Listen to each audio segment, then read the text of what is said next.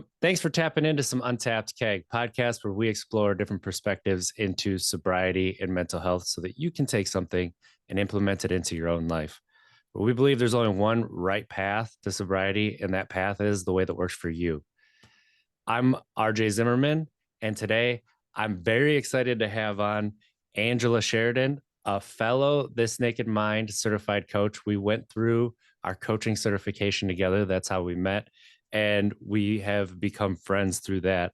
She's a fellow ADHDer, and she really likes to work with and support people dealing with overwhelm and who are using substances to help to numb that overwhelm. And that's something that, as someone else with ADHD, happens fairly quickly. So I completely understand it. How are you doing today, Angela? Hey, RJ, I'm doing great. Thank you so much for having me here on your podcast. I'm super excited to talk about this and talk about ADHD because, like yourself, as an adult, I got diagnosed with ADHD, honestly, as I think a lot of people do after my child was diagnosed with it. And it all started to make sense. So, now being way more aware of the challenges around it and some of the reasons why I drank actually. I am super excited to talk about that in the hope that it helps other people. And that's why I became a coach also, is that I really want to help people with that aspect of their life and dealing with the addiction side of things. So yeah, it's great to be here, and it's so great. You were recently on a Zoom call on my community platform that I run, and it Real was quick, before you get too far, what is that community platform? it's Pause the Pour and More. And if people want to find us, if you're looking for an alcohol-free community to be a part of, it's pausethepourandmore.com, and there's like a link there to go to our community. And we do kind of monthly themes. And last month, because this is near and dear to my heart, we decided on neurodiversity and also mental health awareness. And so I myself did a couple of talks over the month on that. I did one on neurodiversity just to raise awareness, but also we really got to that, the conversation that came out of it was really beautiful, because it came to be people talking about how they dealt with it in their own life.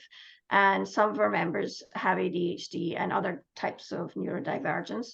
But also people have people in their lives that they love who are neurodivergent.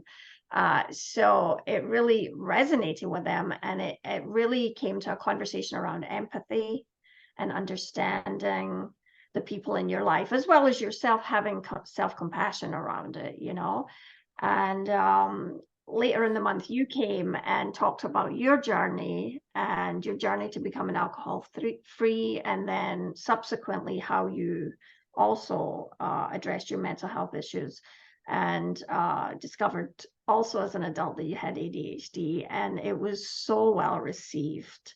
And that's why I know this is such an important conversation, and why I'm so stoked to just be here and talk about it with you.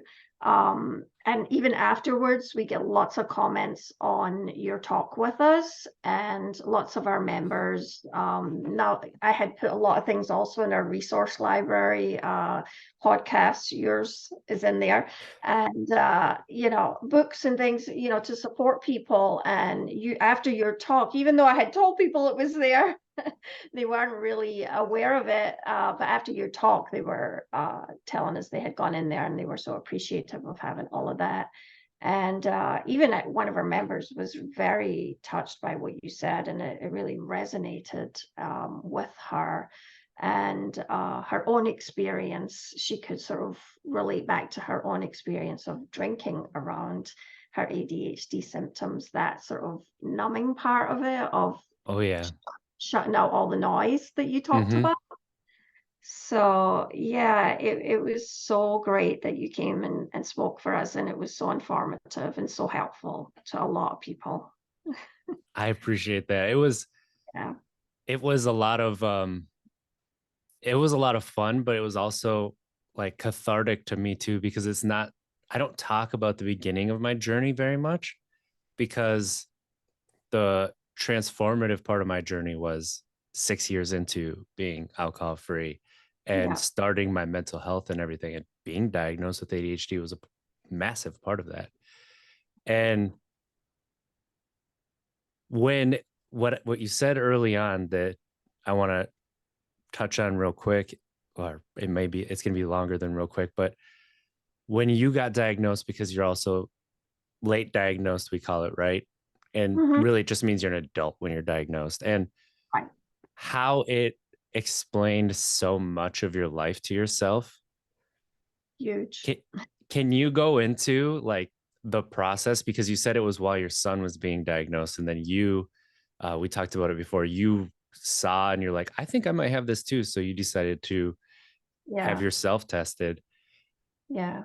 I What did. was it like when you had the realization when your son was being tested that you might have it, and then you realize or you got diagnosed with it, and that feeling of, oh, this is how my brain works? So it was like the penny dropped, it was like, uh, ah, that's what was wrong. Because I know a lot of people with ADHD can probably relate to this, but since early childhood, I just felt like I was different. I just and not different in a special way, No. just not quite always getting the things other people got, a little bit behind the curve. Um, Always losing things, always forgetting things. I always felt like the kid that had a catastrophe going on somewhere. I couldn't go on a school trip with some disaster happening. I dropped my purse in the water while we were on a boat. Then I had no money to spend, and then we don't always communicate well, so I didn't communicate to adults. So yeah, I went on a sleepaway camp when I was 8 years old, and I threw up on my pants, and I didn't tell anybody about it, and I shoved them in my suitcase, and then they stank at the end of the week. And there's just all these things that it just felt like everything in my life felt like a catastrophe type of thing. And like it just felt like trouble followed me everywhere I went. Can you relate to that, Oh, RJ? oh, yes, yes. And you feel like And you're the cause of the trouble, right? Like, yeah, yeah. oh, it's The so shame damaging. around that, right? The Yes. shame. And I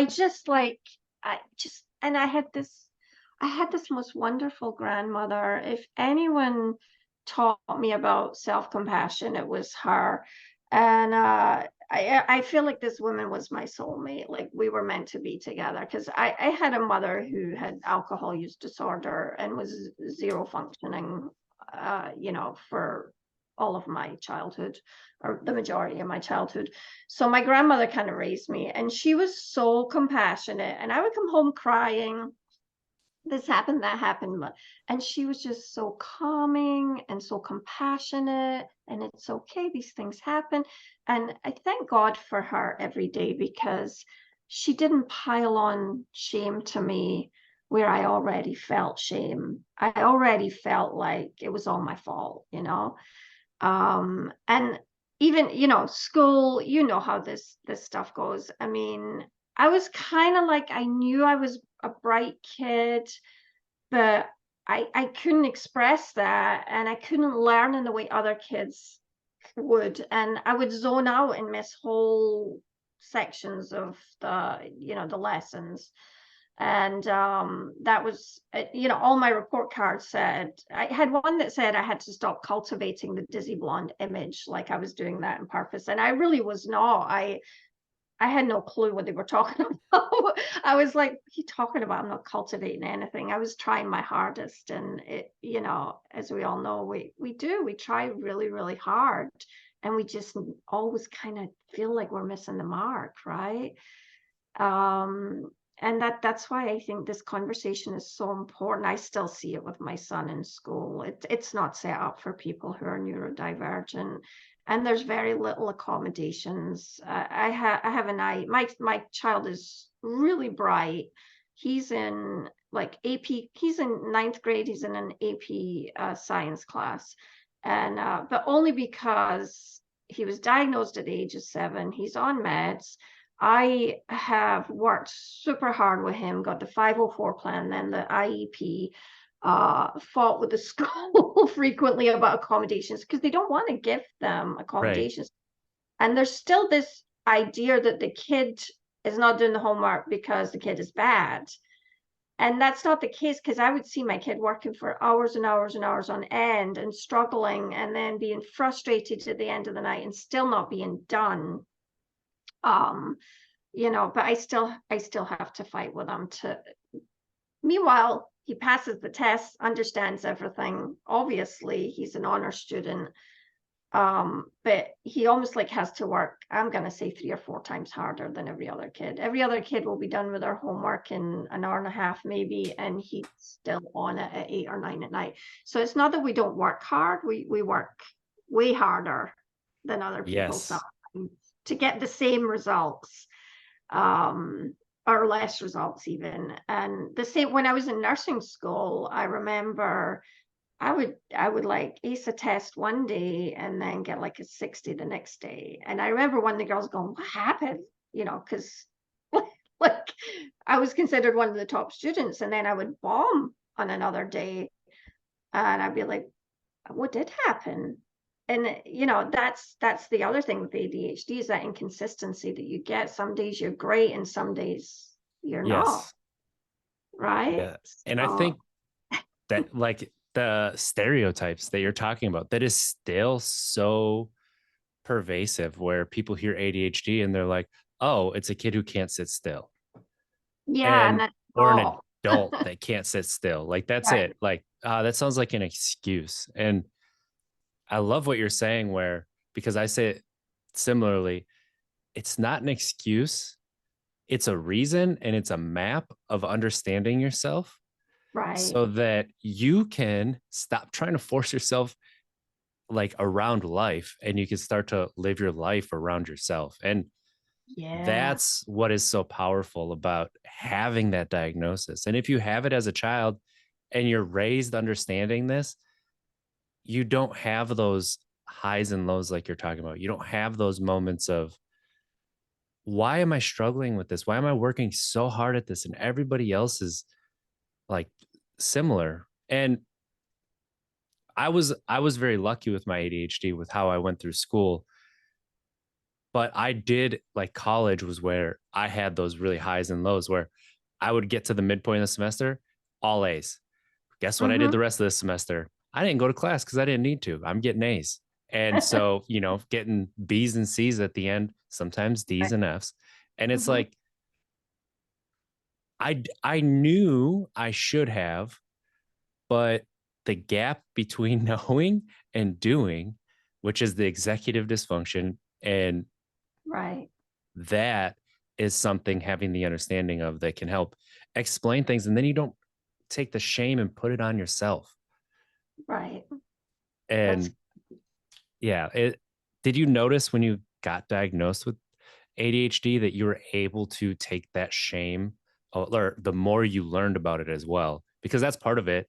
You get oh, yeah. diagnosed and you think the stereotype, but when you start to learn actually how it manifests, how your brain works, how things show up for yourself, that's when you start. Did you notice the shame start to dissipate and you're like you mentioned the grace and compassion earlier, but that was Yeah. massive for me.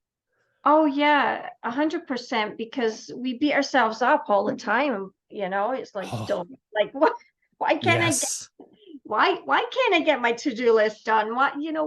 And there's the comparison thing, right? You're always Hmm. comparing yourself to other people. How come they can run a business, raise 5 kids, be on the PTA, and run a marathon? I can hardly get out of bed on a Saturday morning. It's like you're always comparing yourself. And yeah, to be able to let that go was great.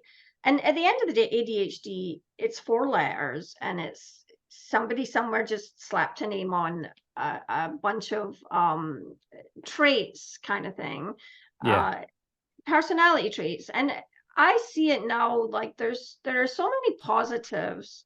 I actually love ADHD people. I do I too. think I think they're the best people in the world because they do have a lot of compassion. They tend to be empathetic. We tend to be empathetic. Yeah. Um, Certainly getting the diagnosis and looking at it from my own point of view helped me be more empathetic with my son. I think it really had a big impact on his journey also. Um, and we're outside the box thinkers for sure. And that's there's so many gifts in it, and the hyper focus part of it is a gift also. And I see it with my son. He goes down a rabbit hole. He could work for hours. And so yeah, he might have missed key pieces of the homework, but he could then spend hours talking about whatever it was he went down the rabbit hole on. And he's a science buff. He wants to be a scientist. So he's not online like most almost 15-year-olds looking at porn or whatever they do at that age. He's on there looking at science stuff. He's such a geek, but in a good way. I say Right. in a positive way, because and I see that as being, and whatever it is, it could be horticulture or whatever your interest is.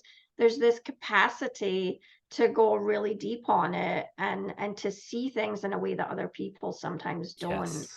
Yeah. And some of our like most famous scientists like Einstein, they reckon had probably had ADHD. I've had Edison as well, they reckon probably had ADHD, and he hyper focused. Like, how many light bulbs did he Right. how many failures did he have and kept on going, to actually get the one that worked. So yeah, there's so many pluses and positives, and I think that's the message to me that's important. It's important for my son that he uh, doesn't grow up with, because a lot of kids, and myself included, they grow up with that shame. They grow up with a sort of self-loathing, Oh yeah. um, always knowing they didn't quite meet their potential. And it's not their fault. It's really not their fault. We're living in a neurotypical world, and we are the minority, and so things are not set up in a way that helps us to learn. So it's not our fault. So I think the more we know about this now. I mean, I'm 50. How old am I? 50. 50. You don't even know what age I am. um you know when I was a kid, they barely knew anything. I was diagnosed as dyslexic also as a kid. But then there was no treatment or no attention given to that. I didn't get any kind of special education. They just kind of recognized that I kind of got my words backwards sometimes, and that also can be part of the ADHD. I see the sixth word down the line before I see the first word. And I don't know why that happens, but that's how my brain processes, Yep. right? It's like strange. But I feel now that there is more awareness. It is getting a little better, but parents still have to fight really hard for their kids to get the services that they need. And even the special education people don't get it because it's not coming from inside their experience. They Oh yeah. often are still looking at the kids thinking maybe they're being lazy or they're goofing off, or so it's a struggle, but it's one we're fighting, and we're getting there with it for sure. But yeah, to speak to your question around that, what it also did for me getting that diagnosis. I went, once my son was diagnosed at the age of 7, and then I read everything there was, because my area of hyper focus is being a mother. And I'm sure there's a lot of mothers out there who could relate to that. And you're an awesome father, first of all. I know you Thank you. just freaking adore those sons of yours, and they're so cute you could eat them. Um, uh, So I know you relate to that also as a parent. But yeah. Oh God, I lost my train of thought. So Look at that. that's why I'm here. Where That's was why I that going? multiple ADHDers unite, because when we're together, we can help each other stay on track, and it's beautiful. You were talking about hyper focusing on learning everything you could about ADHD after your Yes. son was diagnosed. Oh, thank God. Yes. So I read every book there was. I read I read Distracted, which is a wonderful book by is Ted Hallowell or Ned Hallowell? Hallowell, Dr. Hallowell, who's a psychiatrist who has ADHD himself. And he tells all these stories about the adults that come in his office who were never diagnosed. And I could just see myself in almost every one of those people. I'm like, oh my God, that's me, and I could look back over my life and I could see how it had all played out as well. But yeah, that whole hyper focus for me as a mother, that's an area where I don't miss a thing with my son. I don't miss an appointment. I it ever that is like it's like the top priority in my brain. So I miss nothing with that. That's my area of hyper focus. But when it comes to myself, like today I came on here and I told you I forgot to send you my bio and my picture. Yeah, First and thing I said, it was like, oh, I know I told you to send that 2 days ago. Uh, and it's like that's what's nice about interacting with other ADHDers. It's like I actually had the same thought at probably the same time you did. Oh, I forgot to email her and remind her to send that. Darn yeah. it. Oh, that's right. I emailed you a few days ago. Goes, what do we do with it? Like we, Yeah. how does it work? Yeah. But it's okay because you know what? It all works out in the moment. That's the thing. And I feel like we do remember the stuff that's really, really important, like the house is on fire stuff.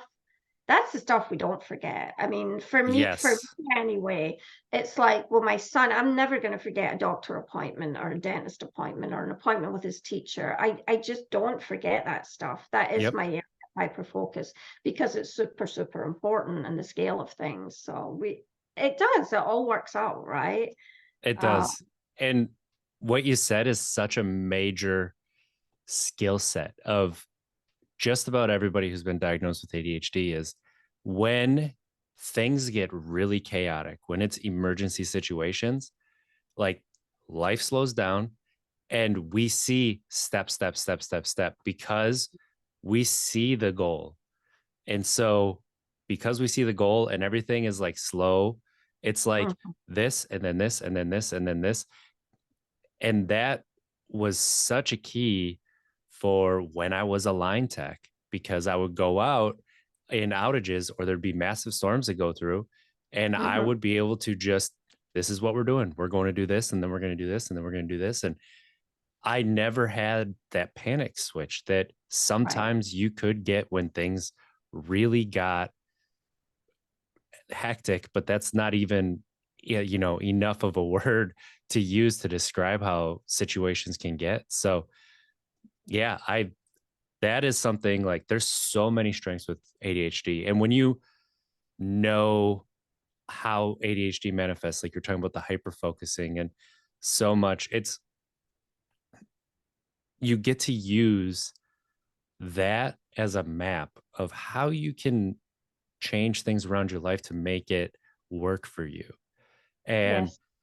that doesn't mean it's all going to be great, but when we look at ADHD and some of the quote unquote weaknesses we might have, if you look at them as challenges, Hmm. then you give yourself that grace when, oh, I didn't quite meet, like you were talking about, you didn't send that email. We talked before we got on here, and this is a great point for it, where and you try to stay on top of all these tasks because you know that things will slip your mind.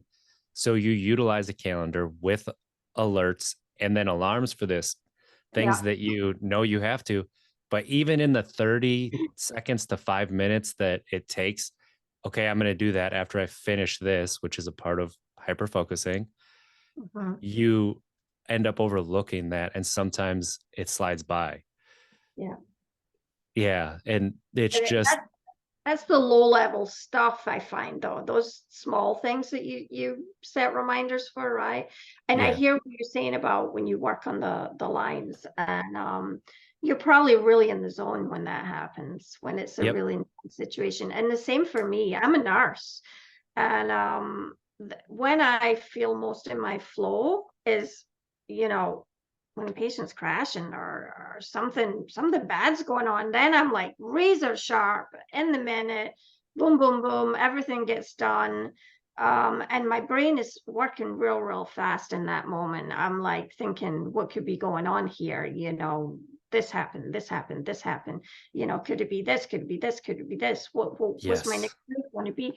So and a lot of nurses have ADHD, whether they're diagnosed or not is a different matter. But I do see a lot PAs and doctors as well, and it's that high interest, lots of movement type work. You know, we don't want to be stuck in an office somewhere looking at Yep. four walls for sure, because my brain would just die in that situation. And I wouldn't be able to do any kind of work in those kind of things. That stuff, very hard for me. But my job, real good at that. Yeah. And that's why I've noticed too, like skilled trades, construction, Mhm. it attracts people, maybe undiagnosed, maybe just having a lot of the tendencies that ADHD has. And that's something that is exactly what you said, where it's that interest, always something different on the move. You can do that. That makes sense. And And the um, high adrenaline moment as well is really important. That high yeah, adrenaline moment when there is an emergency, we do deal well with those things. I'm a pretty good decision maker in those situations for sure.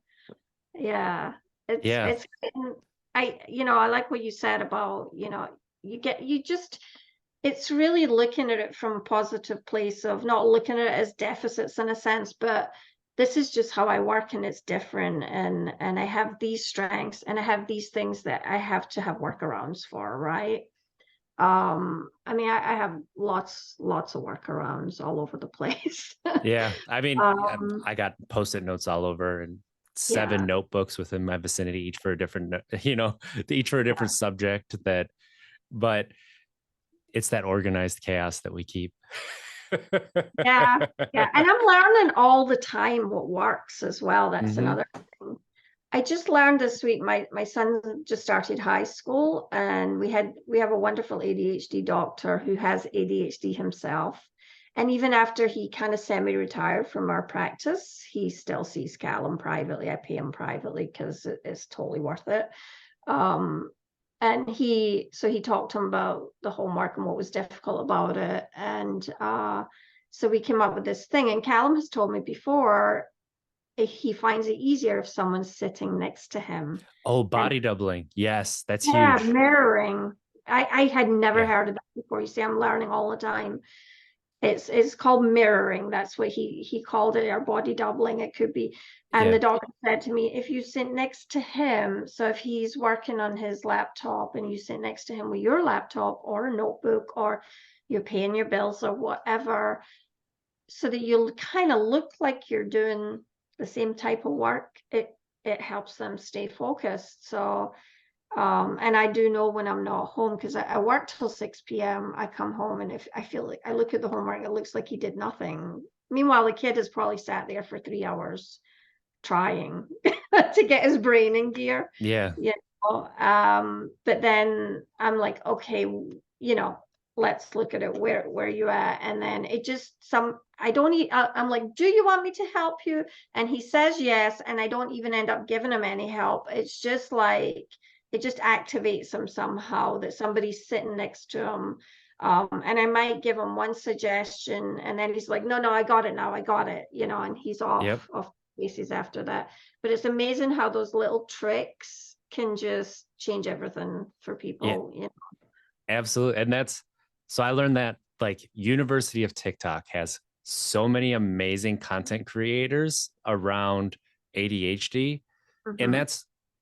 that's where I'm at with the podcast too, where I want to just provide things that work for me, like real life examples and things that I've heard that are possible. and then people Right. can take that and try it, right?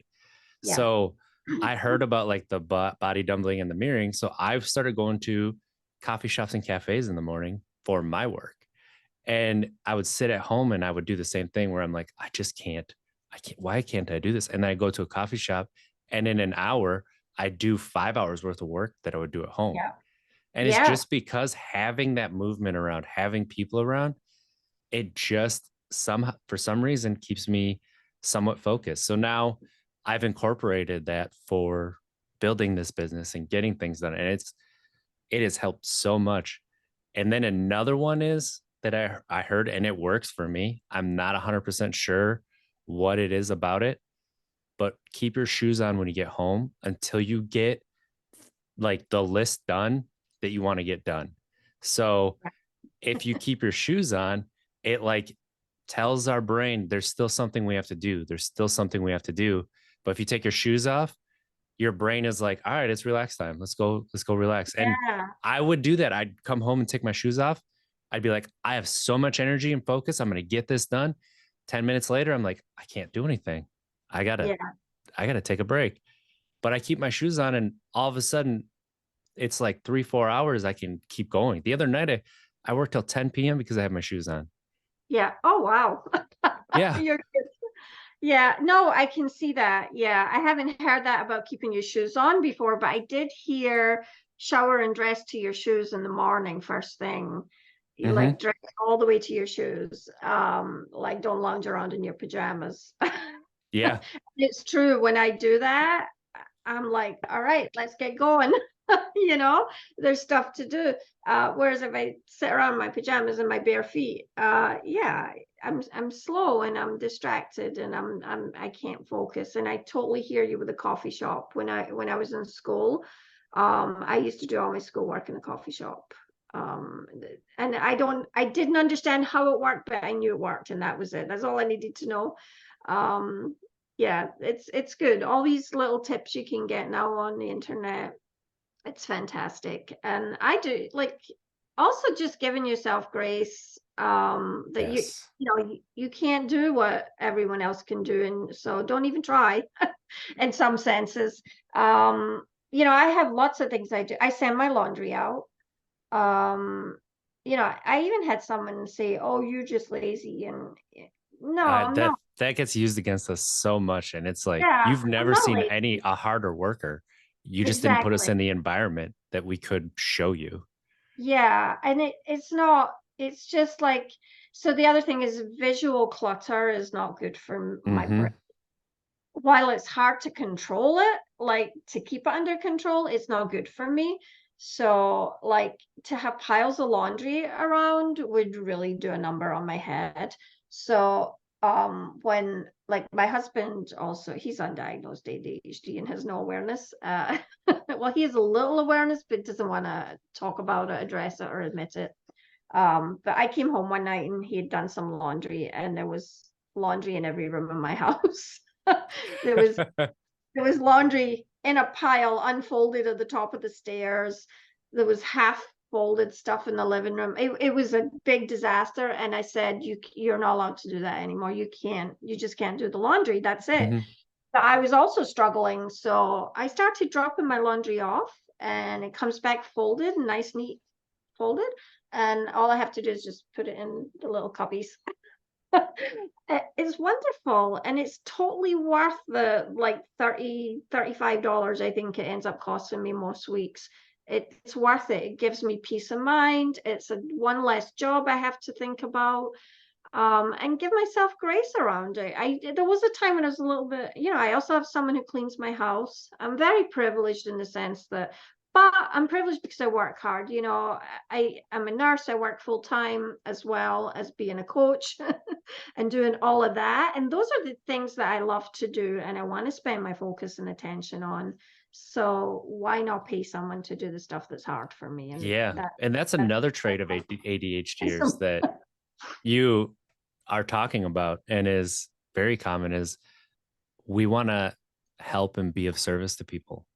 Like yeah, because we are highly compassionate and empathetic and we have really, this is most neurodivergent people.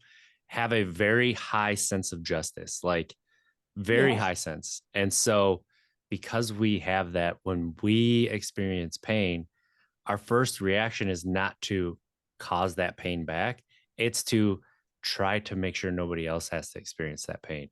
And Yeah. so, you being a nurse, you being a coach, it makes total sense on why those are your passions. And Yeah. finding that, like, when you're an ADHD and you find those passions, it is so important to make time every Yeah. day to be able to experience the passion so that you can keep your energy level through the day. Yeah. And even if you skip a day, but you do it most days, it still keeps your energy level high. Whereas you can get into that low and stay there if you don't necessarily experience that. And I've Yeah. had experience, with that, where even knowing sometimes routines serve us incredibly well, right? But it's also Mhm. incredibly difficult to maintain a routine. Yeah. Um, and there's so many contradictions with ADHD, but that is something that, people exploring their passion and finding it and their purpose, and then just allowing yourself to experience it too is so important. Um, Yeah. this has been an incredible discussion. Like, I've loved this. One Me. thing that I do want to kind of relate it to that we talked about at the very beginning, just a real little bit, Mhm. ADHD and numbing and escapism and Yeah. substances and self-medication, right? Yeah. When you Mhm. got diagnosed with ADHD and you mentioned it explained, your alcohol use, and Mhm. me too, it explained mine. And I don't know Okay. if I've said this on the podcast, maybe I have, but I've said it in when I've talked about ADHD. The first time I got drunk, it was like putting those active noise canceling headphones on, and like it just shut up. Everything shut up, and it's like, "Wait, what? Where did everything this is nice." And so that's what I chased a lot of the time, was that critic was just gone. And then same thing when I found the medication that works for me. It was like the active noise canceling headphones, but it wasn't that everything was gone. It was that I went from like 1,000 things going through my brain at one time, multiple different directions, to like Mhm. 20 things going in the same direction. And so that alone is so huge. So Yeah. could you Yeah. talk a little bit about how it helped you to look at your Yeah. alcohol use? Yeah. I mean, it's totally a journey. It's been a much longer journey for me, RJ. I started drinking when I was 21, and in nursing school. And what you just said, like, I know that really resonated with one of our members, because she remembered the exact same experience of everything quieting. And I'm not sure I understood why it had the impact on me, but my first impact of drinking was massive. I remember the first time I drank. I remember being drunk, and now understanding it from this alcohol-free journey that I've been on and looking back on it, I think I probably have sensory issues. Not probably, I do. Yes, Uh, a lot of loud noise and things is very difficult for me to manage and handle. I don't enjoy those loud party type situations that we're all pushed into as teenagers and young adults. Like it's the expected thing and how you should spend your time on a Saturday night, right? So absolutely. and I was also kind of shy. I had definitely had social anxiety. But I think a big piece of it was the sensory overload. And I remember walking into a loud bar and everybody's drinking and everybody's behaving a certain way and just feeling so out of it, so like awkward, and having that first drink and then keeping on going, because of course you have to chase it. I understand the science now, I didn't know then. But that first drink, and that like just it all quiets. It does. It all quiets all the tension, the anxiety, and you literally do just loosen up. And you're able to interact with everyone else. But something I learned around this, because I had to deal with the social anxiety becoming alcohol free. And I knew that was going to be something I was going to have to do, because everybody in my family, everyone around me drinks. So either I have to see no one or I have to deal with alcohol. I have to be in its Yeah. presence. So I knew just not ever being around it was never going to be an option for me. I knew I had to learn how to be in those situations. And it was really, really hard in the beginning. But I really just gave myself grace. I allowed myself to be who I was a big deal, which is really hard for you when you're 21 because you're Yeah. trying to be like all your friends and you want to fit in. But I remember my first weekend after I went alcohol free, I was away with my church group, and we were at this retreat in this beautiful place. But they have these social events in the evening. And my son always avoids those events too. He will not go. He will go and sit in the hallway or something. He just doesn't want to be there either. So that's a big, like I'm like, yeah, that's exactly how I was. And so I don't push him. I'm just like, that's fine. You go. It's fine. Hmm. So I kind of sat through it because I was there with my friends and my husband, but I really wanted to be over in the other building with the people who were playing chess and just sitting chatting quietly. That the introverts, you get the introverts and they gravitate to there, and they are the people who have the really deep conversations and relationships, honestly. Yeah. And I'm in the room with all the extroverts, and they're singing karaoke and they're getting drunk, and it was tough. But as I sat through it, and I didn't stay for the whole night, I've realized now I don't have to do anything I don't want to do. I was there for as long as I wanted to be there, and left when I didn't want to be there anymore. And I just like I've come to this place of just giving myself grace around the fact that I am who I am, and I don't need to be that. I don't need to be the person singing karaoke. I don't need to even stay in that situation. I can be there for a short while to see the people I love and want to be with, and then I can leave. And that's okay. And through just sitting with it, I also realized I'm someone who I don't come to the party ready. And that has nothing to do with alcohol. That's just who I am. And I usually find that once I'm there for a little while, some music comes on that I like, then I loosen up and I relax a little more. And then I find some people I want to talk to and I chat to them and stuff. So it was a big, big learning curve for me. And, I know for a long time I was drinking to get through those situations that I really didn't need to be in or stay in. And that's where I was wrong. I thought I needed to be there. Um, and I had to drink to be there. And that was it, plain and simple. But then my drinking evolved over time, because then I only drank on the weekends. And then, but then I always had rules around alcohol because my mother's drinking, and that's exhausting too, right? So Hmm. I didn't drink at home. I didn't drink alone. I only drank socially. But then you start to make excuses to socialize just to drink, right? That's how it advances. Yep. And right. And then later on, when I had my son, well, I think I had a bad breakup. 15-year relationship ended, and I I kind of became a daily wine drinker at that point. Just I think I was just numbing my Hmm. pain and not dealing with it. And we know all about that, right? That's the whole mental Yep. health to this. I was just numbing the pain and the loneliness. It was definitely the lonely piece. And then I met my husband, and my drinking changed again, and it went back to social and just drinking on the weekends and just drinking when we went out. And I wasn't lonely anymore, of course. I'm in a relationship and I get married and blah, blah, blah. And I'm going to the gym, seeing my friends, I'm going to work, and I'm living my life. But still, when I drink, I overdrink. I can't say I was ever a normal drinker. If there is, I think that's the unicorn, right? It doesn't really exist. Right. Right. Unless you don't drink at all or have one drink on the holidays, it doesn't really. Because now they're saying there's no safe amount to drink, right? Hmm. So when I was after I had my son, I was 40 years old when I had my son. I was a later parent.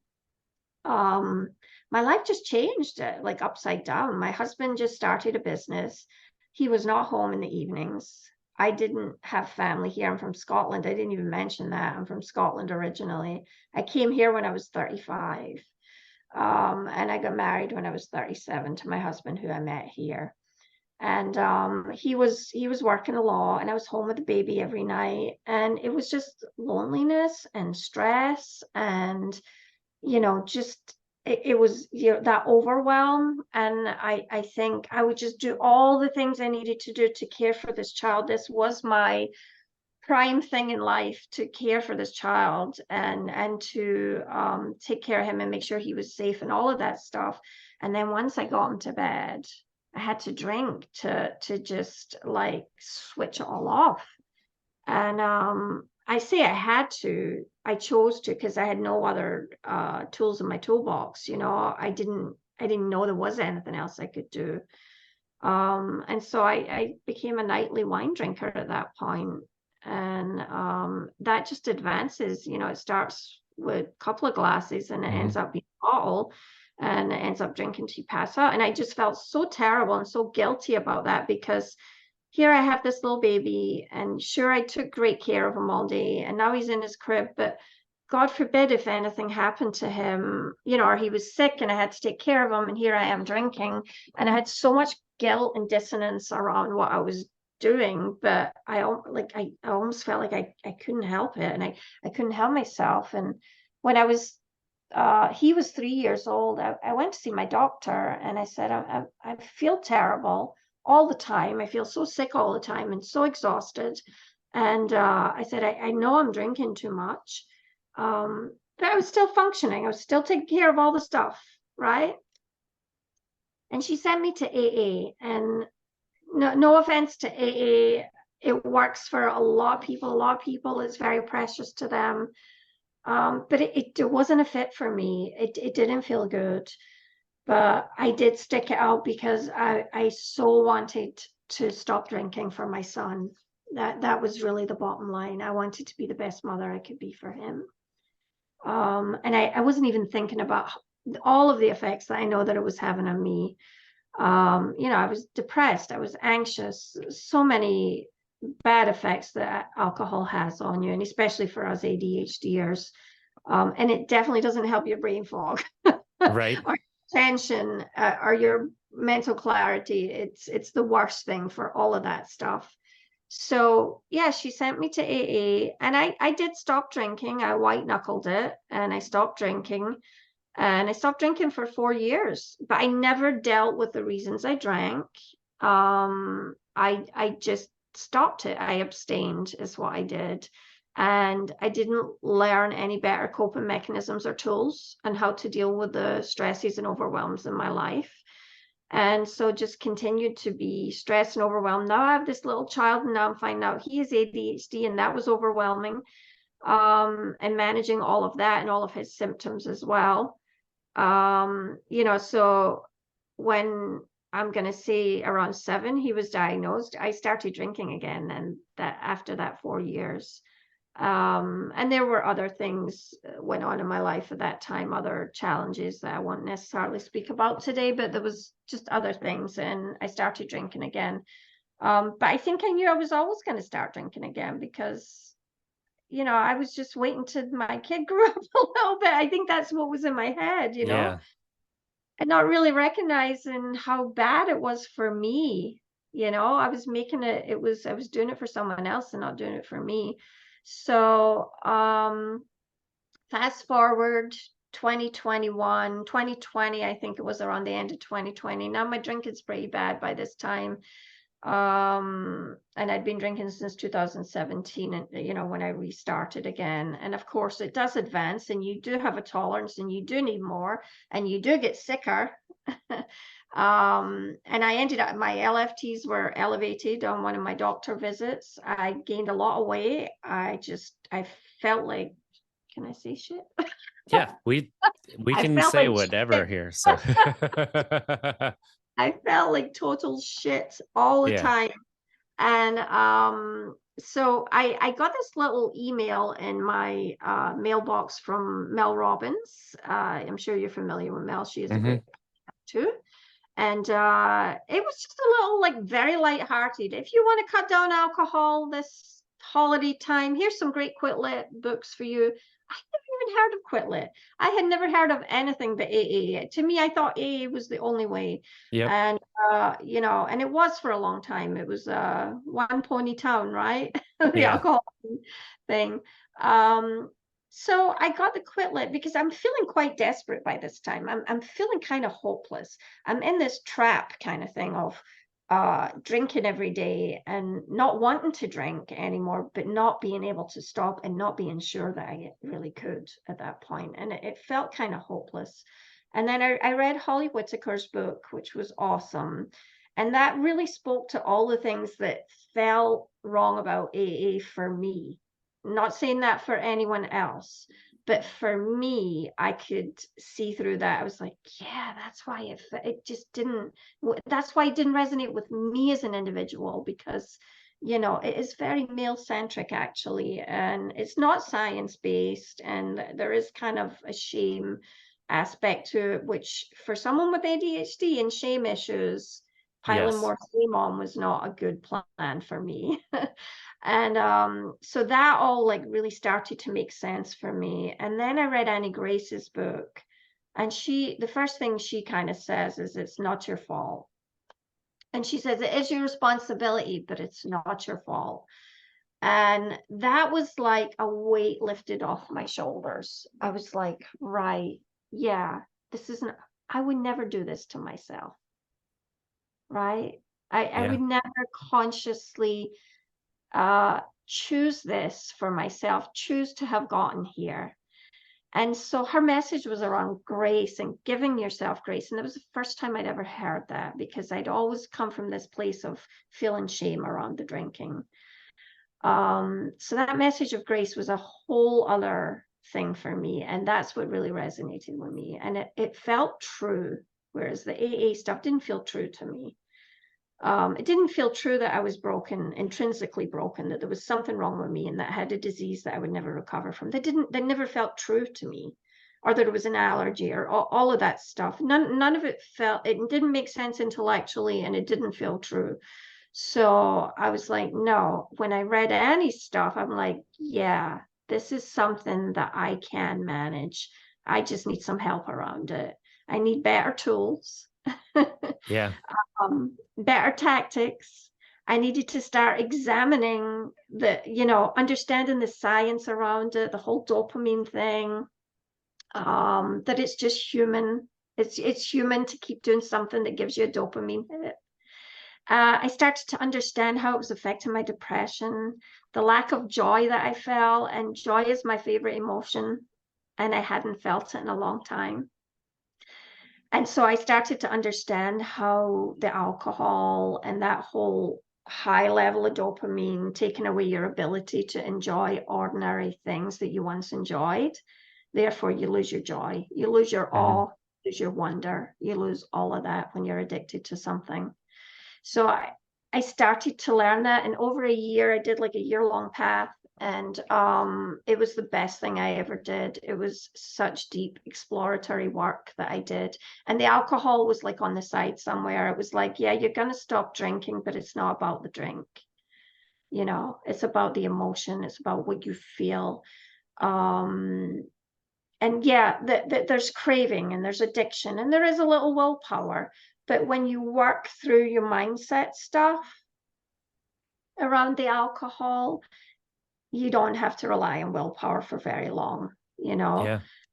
and you get those tools and tactics that get you through those craving times. And you realize that it's kind of like building a muscle in a sense, you get stronger over time. And it was just a very different approach, very, very different. And it takes a long time to get your body back in homeostasis, to get your brain back in homeostasis.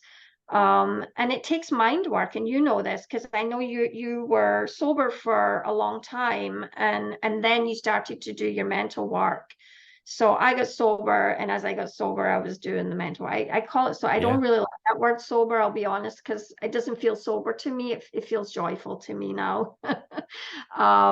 So just not drinking and being alcohol free allowed me the clarity to Hmm. start doing that work, to start forgiving myself, to start letting go of the shame, start working on my own feelings around my ADHD, my mental health, cleaning up my thinking, working on my thoughts. It just takes you to a whole other place where you don't want to drink anymore. You don't want to drink because you don't need to.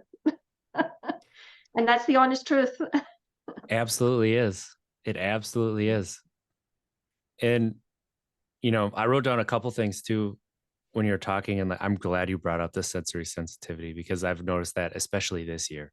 Now that like I understand what my body's telling me because I've done the work to cultivate this mind body connection, like I have felt in a restaurant that is busy and is kind of a lot of tables really close. I'll be okay at the start, but very quickly, especially if they aren't clearing tables really fast, so you're there for a little bit too long, I get really anxious and I didn't know what it was. And I know I'd felt it before. And then I realized I'm getting overwhelmed by people being really close to me and talking really loud. And I can't talk to the person across from me because I cannot hear any of the words. Like Right. I can, or I should say, listen to them. And I can hear things and I know that they're saying something. There's no process at all. No. And it's important for people to know that too, because it's something that we don't isn't talked about with Right. neurodiversity um, throughout all of it. And so when you can have that understanding and you're like, oh, that's what this is right now. Okay, I need to change something. And being able to Right. give yourself that break is incredible. And when you start to understand yourself, and really that's what this conversation has all been about, is giving yourself a better understanding of yourself. It is so much easier to have compassion and grace, and you see yourself as a human rather than somebody who isn't doing what other people are doing. Yeah. And my goodness, does that change life? Oh yeah. Yeah. Preach, brother. Yeah. And That that's so that's so great, because that was, it was that self-compassion piece that really, I was able to give up alcohol because the self-compassion. Because I was drinking at things, and yeah, not very compassionate to yourself, but that's why I was doing, drinking at things, drinking to get things done, drinking to get through the difficult things, you know, drinking for all of that stuff. So like giving myself compassion and saying it's okay to not do that right now if you don't want to do it. I work 10 hours, right? And there is this thing in society where it's like you just have to keep going, start your second job when you're done. Come home, cook, clean up, do laundry, blah blah blah. I just if you're sleeping more than 3 hours, you're lazy. Like yeah, that's right. how it feels. And that's how we get sick though, because we can't, Yeah, and even people who don't have ADHD can't handle that. yeah. They're telling themselves a story about it, but they're frazzled and over drinking too. It's not only people with Hmm. ADHD that are over drinking. They're drinking and punishing themselves to get through it all too. And it's our culture. My kid doesn't get a lunch break 3 days a week. He's just back to back classes. And I'm like, when I was in school, I got 2 recesses and a lunch break. And I'm like, how is this possible? How do they think kids can function this way? But everybody just accepts it. This is how it is. And we're living in a world where people, mental illness is at an all-time high. People, stress and anxiety and sickness, and we're not doing anything about that. It's just like stay on the hamster wheel, work, work, work, and so for me with the alcohol-free journey, it was so important to me. I was like, no, if I have to leave the dishes in that sink to not have that drink, that's what I'm gonna goddamn well do. If I have to not cook dinner so that I don't drink. If I have to come home and lay in the sofa and tell everyone to fend for themselves, Yeah. that's what I did. I didn't cook for a few months. I still don't cook dinner on work days because I realized I was coming home resentfully, not good for my mental health, cooking, resentful that no one else was helping me. Well, they had just worked all day, but they knew how to take care of themselves, you know. My husband and my son know that they need to rest after they worked all day. And, you know, they would be laying on the sofa and Yeah. I would be still working in the house and the home. And now I'm just like, I let things go. Everything doesn't need to be perfect. Um, and I give myself grace around all that. I told you some of the things I do. I have people clean my house. I have I drop off my laundry. If the dishes are in the sink, I don't let them bother me. I always think if I'm past my point of exhaustion and I'm getting that brain fog, you know, that place where you can't even think straight. That's Yep. that overwhelmed place. You can't think your way out of it. You can't work your way out of it. And we drank to numb it, to make it to make Hmm. the stop. And that's what we did in the past, right? But I won't do that to myself anymore. I do feel too much love and compassion for myself to punish myself that way. So now I'm like, all right, you're feeling this way. You're way below 50%. How are you going to get yourself back there? I'm going to get a snack. I'm going to get some water. I'm going to lay down. I'm going to rest. And I'm just going to forget about all of that because I can deal with that when I have more energy, right? Yeah. And those were things I had to learn because I was pushing myself to try and be this perfect mother and wife and person, you know, extraordinaire, superwoman, superhuman. Yeah. I, and I couldn't do it, and I was just torturing myself, and torturing myself twice by drinking over it. Right.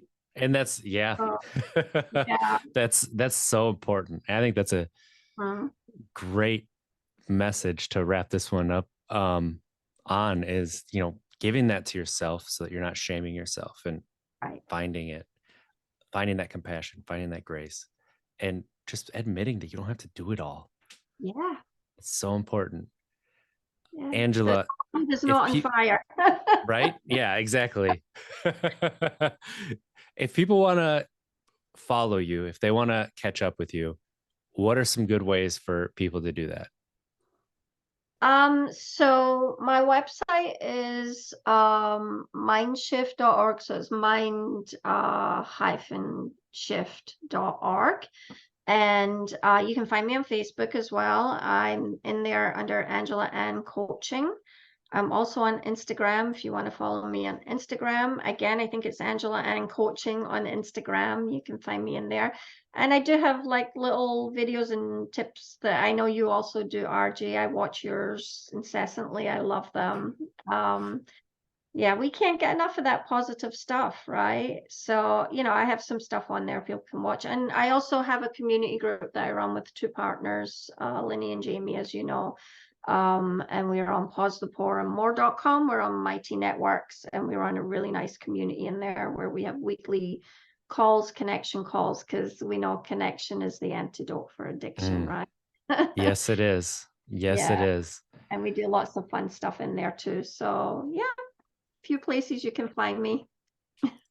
And those will be in the show notes. So go ahead and scroll down and click those links and you can follow Angela. And that is something that community and connection that has come out of our coaching cohort is like, um, I knew the power of it, but that power that came from going through the coaching and going through having that community and that sharing your lived experiences, sharing not just your challenges, but your triumphs and the positives. And it's just, it is something that can keep you afloat on days where things are really tough because Yeah. no matter what you do, life and tough.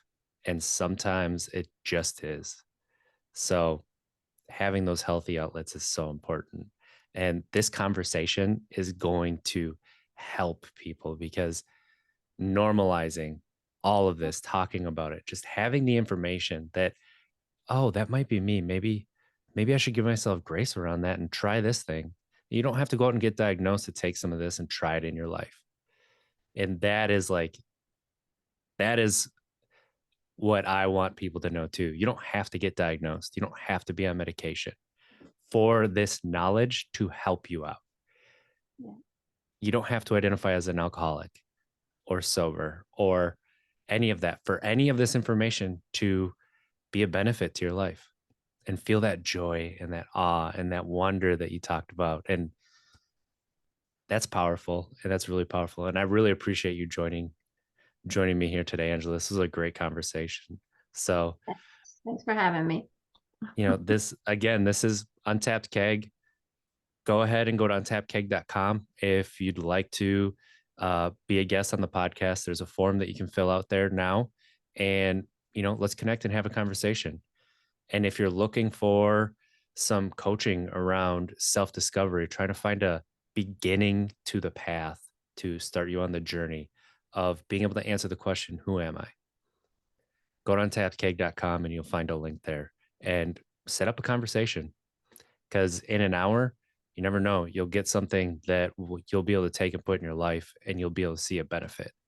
And that's the same with Angela. Go to Angela's website, uh, and fill that out, because in that free hour, you will get something that will benefit your life. And that's all it takes. And you'll see it. You'll see the return. So let's try to be better tomorrow than we were today, because at least we don't make it, we tried. Have a great week, everybody. I love you.